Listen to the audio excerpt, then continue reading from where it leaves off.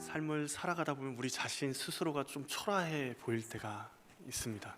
자녀와의 관계 가운데서도 그렇고 다른 사람과의 관계 가운데서도 그렇습니다. 근데 신앙생활에도 그렇죠. 우리가 고백했지만 하나님의 사랑받는 자녀라고 하는데 정말 그러한가? 라는 생각이 들 때도 있습니다.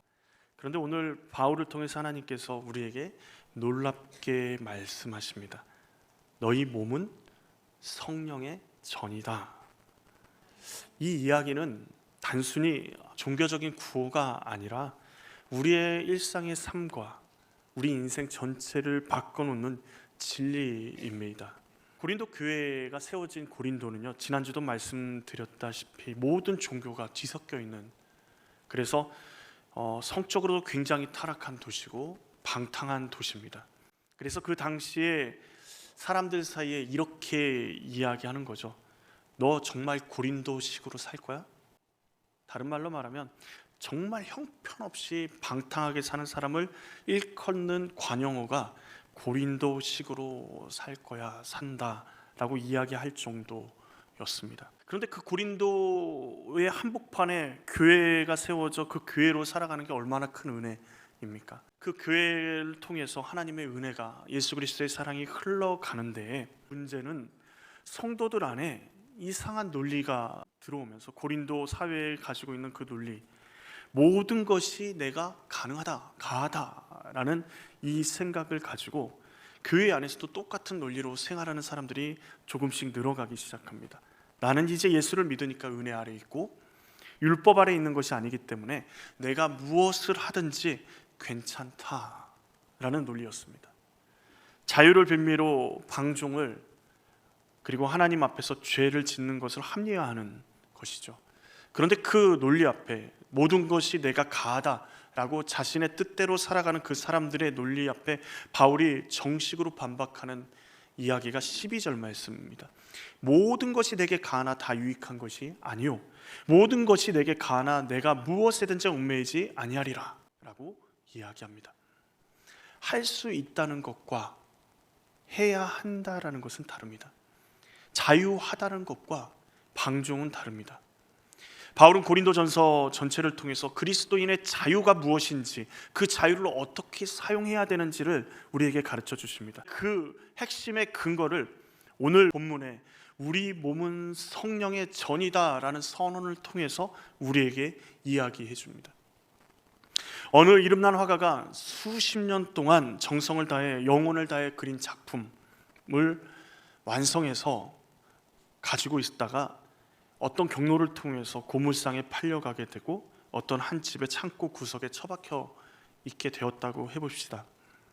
그러면 그 그림 자체의 가치는 변하지 않죠. 그러나 그 그림을 대하는 방식이 무엇을 가립니까? 그 가치를 가리고 있는 것입니다.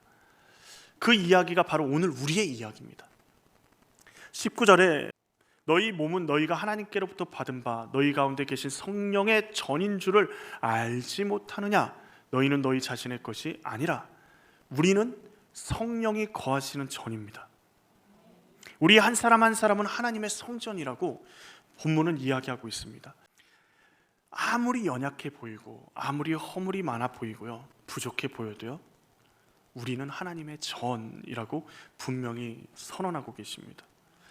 그런데 이렇게 연약한 사람처럼 보이는 우리를 성령의 전이라고 이야기하는 바울은 도대체 어떤 자신감에서 이렇게 선포하고 있는 것일까요? 두 가지 아주 중요한 근거가 있습니다. 먼저 첫 번째는요, 하나님께서 우리를 지으셨다라는 사실입니다. 19절 전반부를 보면 너희 몸은 너희가 누구로부터 받은 바요? 하나님께로부터 받은 바 된 사람입니다. 우리 몸이 어디서 왔다고 합니까? 하나님이 주신 것. 우리 몸은 하나님으로부터 창조되었다라고 이야기합니다. 하나님이 전이 될 수 있는 첫 번째 이유는요, 우리가 하나님의 손으로 만들어진 피조물이기 때문에 그렇습니다. 창세기 1장 27절에 하나님이 자기 형상 곧 하나님의 형상대로 사람을 창조하시되 남자와 여자를 창조하시고, 누구의 형상대로요? 하나님의 형상대로 지음을 받은 사람이 우리라는 겁니다. 우리 존재 자체가 하나님께 속해 있다라는 것을 드러내고 있습니다. 이사야서도 동일하게 이야기합니다. 64장 8절에 그러나 여호와여 이제 주는 우리 아버지시니이다. 우리는 진흙이요 주는 토기장이시니 우리는 다 주의 손으로 지으신 것이니이다. 다른 말로 말하면 우리는 하나님의 손에 빚어진 작품이라고 고백하고 있는 것입니다. 그 사실만으로도 벌써 이미 우리는 소중한 존재입니다. 그런데 이 세상을 살다 보면 너무도 자주 잊어버립니다. 왜요? 세상의 기준에는 우리가 한참 못 미치거든요. 세상의 기준에는 별 볼 일 없어 보이고요, 때로는 실패한 인생처럼 보이기도 하고요. 늘 언제나 비교하는 게 누굽니까? 나보다 잘된 사람, 잘난 사람. 그런 사람들을 바라볼 때 나는 왜 이럴까라는 생각들이 우리 가운데 들려지고, 그 소리에 귀를 기울이고 그 말에 가스라이팅 돼서 우리는 형편없는 사람이라고 생각하고 믿기가 쉽습니다. 그런데 우리를 지으신 분이 누구시라고요? 하나님이시라고요. 그럼 우리의 가치는 누구에 의해서 결정됩니까? 세상 사람들의 말에 의해서 결정되나요? 그렇지 않습니다. 우리를 지으신 하나님에 의해서 결정되는 겁니다. 우리의 정체성은요, 세상이 평가하는 게 아니라 우리를 지으신 하나님의 말씀 위에 세워져야지 올바로 세워질 수 있는 겁니다. 그러므로 우리가 가장 먼저 붙들어야 될 진리가 뭐냐면, 나를 지으신 분이 누구세요? 우리 하나님이시다. 이 사실에서 우리의 모든 것이 시작되어야 합니다. 그래서 창세기 1장 1절부터 우리 이 세상에 창조된 것이 하나님의 말씀에 의해서 창조되었다라는 그 사실 자체가 우리 가운데 믿어지지 않으면요, 우리는 올바른 정체성을 가질 수가 없습니다. 세상은 우리에게 뭐라고 얘기하죠? 이 세상은 우연히 만들어졌다라고 말합니다. 우연히 존재한다고 말합니다. 우연히 너희가 이 세상에 왔다라고 이야기합니다. 그러나 하나님은 뭐라고 말씀하세요? 하나님의 뜻과 목적을 가지고, 계획을 가지고 우리를 창조하셨다라고 말씀하세요. 이것이 우리가 하나님의 성전이 될 수 있는 첫 번째 근거입니다. 두 번째 근거는 뭘까요? 예수님의 피값으로 죄인된 우리를 사셨다라는 것입니다. 첫 번째 근거를 아무리 붙잡고 있어도요, 두 번째 근거가 없으면 아무 소용이 없습니다. 19절 하반절과 20절을 보면 너희는 너희 자신의 것이 아니라 값으로 산 것이 되었으니 라고 말합니다. 이 말씀을 처음 들으면 굉장히 당혹스럽습니다. 왜냐하면 너희는 너희 자신의 것이 아니다. 그럼 도대체 누구의 것이라는 거죠? 그리고 또 뭐라 그래요?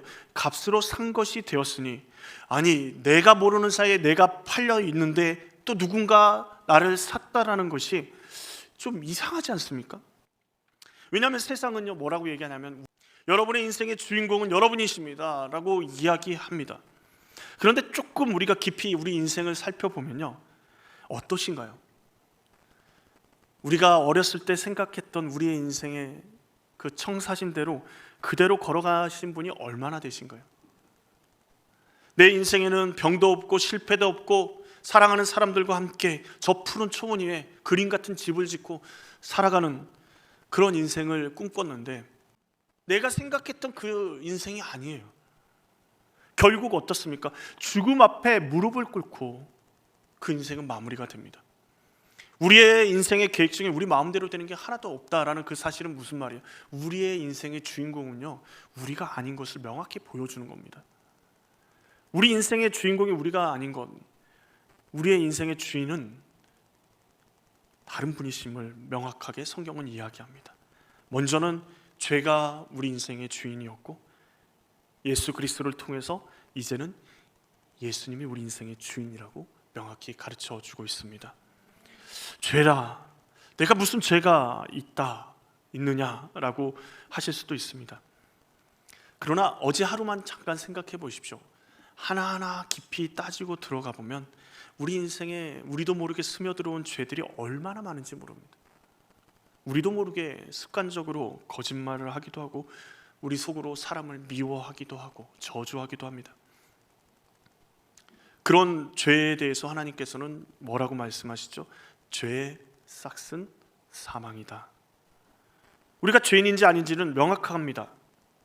1000년 후까지 살아 계시는 분이 이 가운데 계실까요? 단 한 사람도 없을 겁니다. 모든 사람은 죽음을 향해 걸어갑니다. 하나님이 말씀하신 죄의 싹은 사망이다라는 그 사망을 향해 모든 사람이 걸어가고 죽습니다. 결국 우리는 죄라는 그 주인에게 묶여서 끌려가는 노예였습니다. 그 죄의 사슬을 스스로 끊을 힘이 없었습니다.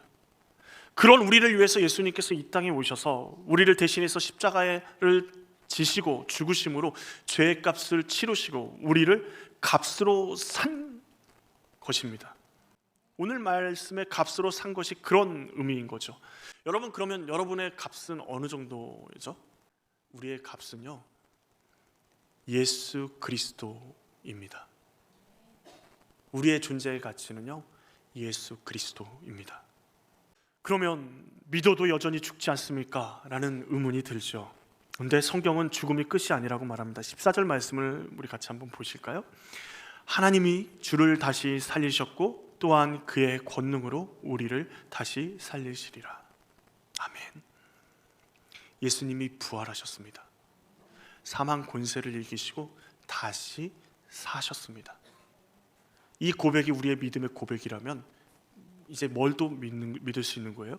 그 권능으로 우리도 어떻게 해요?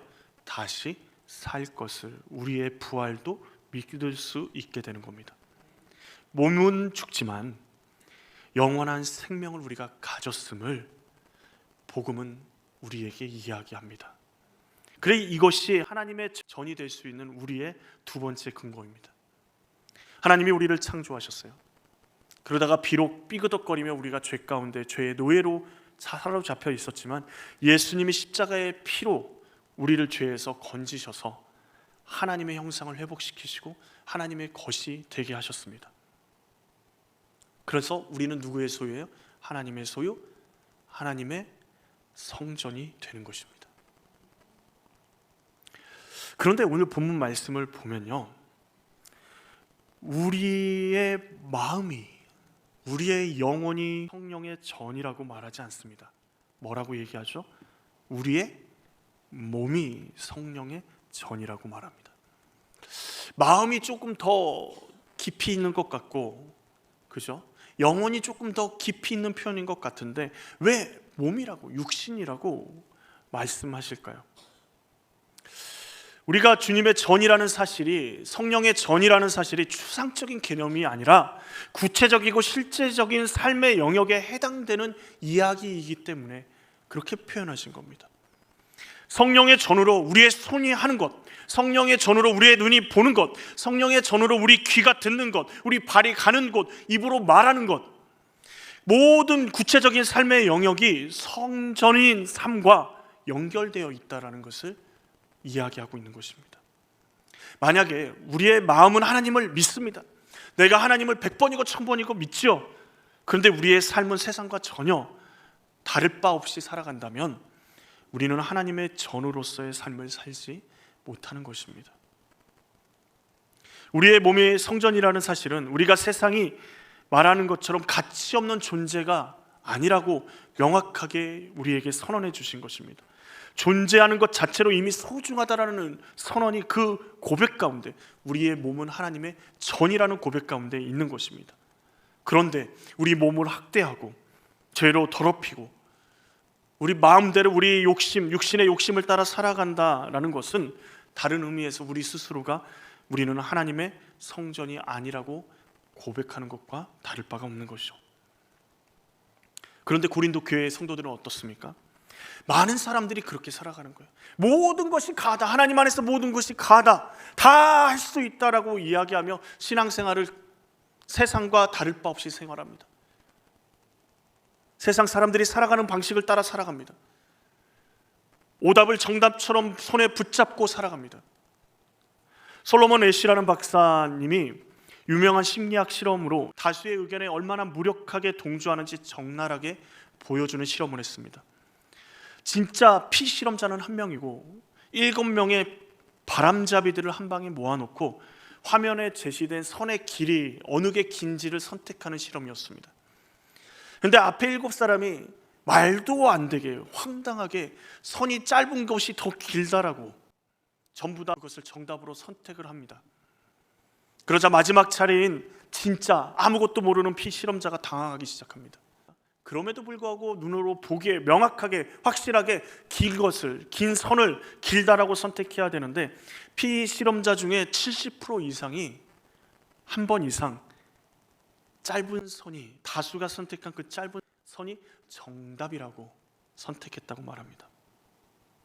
인간은 자신의 눈에 보이는 명백한 진실보다 다수가 만들어낸 오답의 분위기에 쉽게 굴복할 수 있습니다. 그런데 이 이야기가 얼마나 섬뜩하게 들립니까? 우리와 다를 바가 없는 거예요. 남들이 하니까 나도 하는 거예요. 남들이 뛰니까 나도 뛰는 겁니다. 이렇게 얘기하죠. 다들 그렇게 살아가는데, 교회 안에서도 마찬가지입니다. 장로님도, 목사님도, 집사님도, 저 성도님도 그렇게 살아가는데 괜찮겠지라고 생각합니다. 그러다 벼랑의 끝에 서서 사람들이 막 뛰어내리는 모습을 보면서도 뛰어내리는 데는 이유가 있겠지, 많은 사람들이 저렇게 벼랑 끝에서 멈춰서지 않고 뛰어내리는 거는 더 유익하기 때문에 뛰어내릴 거야 하고 따라 뛰어내리는 경우들이, 그러면서 괜찮아, 많은 사람이 선택했어, 많은 사람이 그렇게 가잖아 라고 생각합니다. 세상은 모든 것이 내게 가하다, 그것이 너에게 자유다, 그 자유가 너에게 주어졌다라고 그 논리로 이야기합니다. 그런데 바울은요, 어떻게 합니까? 그 논리에 제동을 겁니다. 뭐라고요? 너희 몸은 성령의 전이다 라는 정체성으로요. 음행을 피하고 그런즉 너희 몸으로 하나님께 영광을 돌리라. 우리는 세상의 흐름에 무조건 따라가는 사람이 아닙니다. 우리는 성령의 전입니다. 세상과 다른 존재입니다. 그러므로 우리는 세상과 다른 방향으로 살 수 있어야 합니다. 세상 사람들이 다 그 길을 가도, 오답을 정답처럼 그 확실히 믿고 그 길을 가도 우리는 어떻게 해야 됩니까? 주님만이 우리의 정답이심을 믿고 다른 길로, 좁은 길로 가야 됩니다. 그렇다면 하나님의 성전인 우리는 어떻게 살아가야 할까요? 우리가 하나님의 성전, 성령의 전이라는 사실을 알았다면 우리는 우리 스스로를 성전을 성전답게 가꾸어야 합니다. 여러분, 학교가 왜 학교죠? 학생이 있고 가르치는 선생님이 있기 때문에 학교입니다. 근데 학교 건물은 멀쩡한데 그 안에서 가르치는 것은 없고 서로 치고받고 싸우고, 그리고 세상의 온갖 나쁜 것들을 배워내는 곳이라면 그것은 더 이상 학교가 아닌 것이죠. 마찬가지로 우리가 성령의 전이라면 성령의 전답게 우리의 삶을 가꾸고 성령의 전답게 만들어야 합니다. 첫 번째로 성전을 더럽히는 것들을 치워야 합니다. 성전 안에 성전답지 않은 것들이 있다면 내보내야 하겠죠. 우리 눈이 보기에 안 될 것들, 귀에 들어가서는 안 될 것들, 손으로 해서는 안 될 것들이 우리의 삶 가운데 있다면 용기 있게 그것을 내려놔야 합니다. 우리를 하나님과 멀어지게 하는 그 모든 것들, 그 습관, 관계들을 하나님 안에서 정리해야 합니다. 성전을 성전답게, 잘못된 것들을, 하나님이 싫어하는 것들을 우리의 삶 가운데 배제시키고 정리할 수 있어야 하는 것이죠. 그런데 그대로 비어있는 상태로 두면 금방 빈 성전은 다시 더러워집니다. 무엇인가 채워야 될 것 같거든요. 그래서 두 번째 작업이 필요한데, 성전에 어울리는 것들로 채워야 합니다. 이제는 뭘로 채워야 됩니까? 주님의 말씀으로, 기도로, 찬양으로, 믿음의 공동체와의 교제로, 우리 내면에, 우리의 삶 가운데 하나님의 것들로 채우는 작업들이 필요합니다. 예수님의 말씀대로 살겠습니다, 주님 그렇습니다 하고 기도하고 결단하는데, 예배당을 나가고 나서는 다시 예전의 모습을 그대로 가지고 살아간다면 변화는 없습니다. 성전에 어울리는 것들로, 우리가 하나님 앞에 드리는 예배로, 말씀으로, 기도로, 찬양으로, 우리의 믿음의 공동체 안에서 교제하며 주님의 사랑을 나누는 것으로 채워가야 하는 것입니다. 내가 하나님의 말씀대로 살기로, 내가 하나님 성령의 전이라는 그 사실을 믿음으로 아침에 일어나서 제일 먼저 기도하고 말씀을 한 구절이라도 먼저 보겠다. 아니, 리딘 지저스 말씀을 내가 읽겠다. 하루 종일 흥얼거리는 유행가 가사가 아니라 일주일에 하루라도 하나님을 찬양하는 그 찬양의 곡을 내가 붙잡고 그 찬양을 하나님 앞에서 흥얼거리겠다. 이 정도는 가능하지 않나요? 긴 시간, 오랜 시간 기도하지 못해도 5분이라도 10분이라도 내 자녀를 이름을 불러가며 교회 성도들의 이름을 불러가며 내 자신을 위해서 하나님 앞에 기도하며 나아가겠다. 그렇게 하나님의 것으로 우리의 성전을 조금씩 채워갈 때 우리가 우리의 삶이 하나님의 성전다운 삶으로 세워져 갈 줄로 믿습니다. 세 번째로 하나님의 영광을 위해 살아야 합니다. 20절은 이렇게 맺습니다. 그런즉 너희 몸으로 하나님께 영광 돌리라. 우리의 삶의 목적이 여기 있습니다. 그런즉 먹든지 마시든지 무엇을 하든지 하나님의 영광을 위하여 하라. 이게 성전의 삶입니다.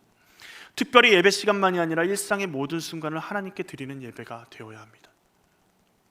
그리고 우리의 몸도 하나님의 성전인 것을 알고 학대하지 않고 함부로 하지 않고 우리의 인생을 함부로 판단하며 좌절하고 이것뿐이 안 되냐라는 우울한 마음보다 하나님 앞에 감사함으로 그리고 하나님의 뜻과 계획이 이루어지길 위해 우리의 삶을 내어드리는 것이 필요한 것입니다. 그것이 하나님의 영광을 위해 살아가는 삶입니다. 우리는 이미 소중한 존재입니다. 태초부터 하나님께서 우리를 지으셨습니다. 예수님의 십자가의 피값으로 우리를 사셨습니다. 이 두 가지 사실이 변하지 않는 한 우리의 가치도 우리의 소중함도 변할 수 없습니다. 세상이 어떻게 말하든 상황이 어떻게 흘러가든 우리는 하나님의 전입니다. 느낌, 감정이 아니라 이것이 하나님의 선언이고 우리를 향한 하나님의 놀라운 계획입니다.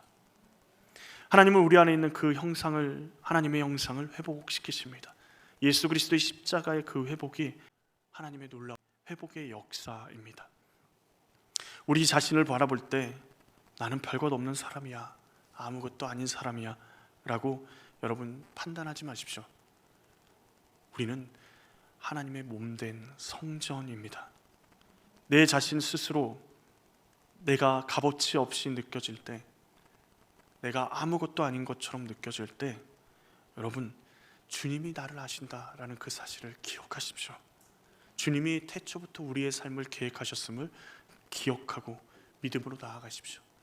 지금 우리가 하나님 앞에 내 삶의 자리에서 찬양하고 주의 말씀을 붙들고 기도하는 것 그것 자체만으로도 우리는 이미 하나님의 성전으로서의 삶을 살아가는 것입니다. 별것 아닌 것처럼 보입니다.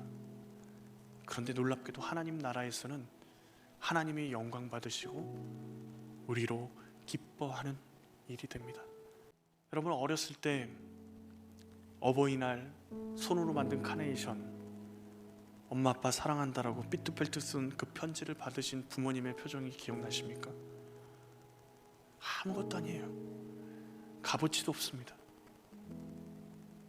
근데 어떤 부모님은 그 편지를 아직까지 보관하며 너무도 귀하게 여깁니다.